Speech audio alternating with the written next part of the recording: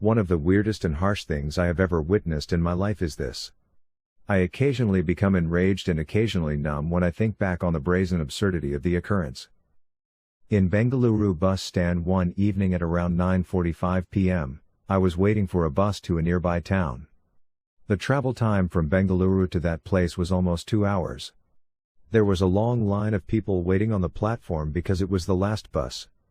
We simply had to fight our way inside the unreserved bus and take the first seat that became available. Several passengers boarded the bus before I even saw it when it pulled up to the platform.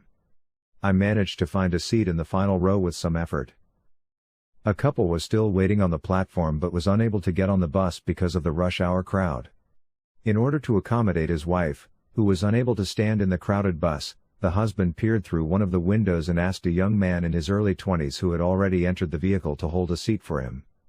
The young man complied and offered his wife a spot in the second row of 2 seats, next to him. When the couple boarded, the young man stood up to make room for the woman to take the window seat.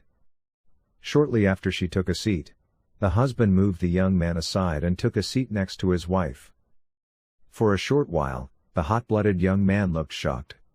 He demanded that the husband leave his seat and stand up. In answer, the husband stated the most amazing thing, "You mean, you will sit next to my wife? How is that even feasible?" The boy shouted, "WTF? You mean holding a seat for your wife means holding a place for both of you?"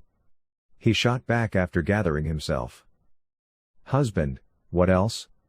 You believe you could be seated next to my wife? You are quite smart." Holding a seat for his wife, in his opinion, implied that it should be for both of them. As the altercation continued, the woman joined her husband in fighting. Given that they were all heroes, the people who were trying to find a seat for themselves and were unaware of the situation started to support the poor young lady's side. My comments and a few others' voices were partially drowned out by the commotion of the woman's supporters' other voices.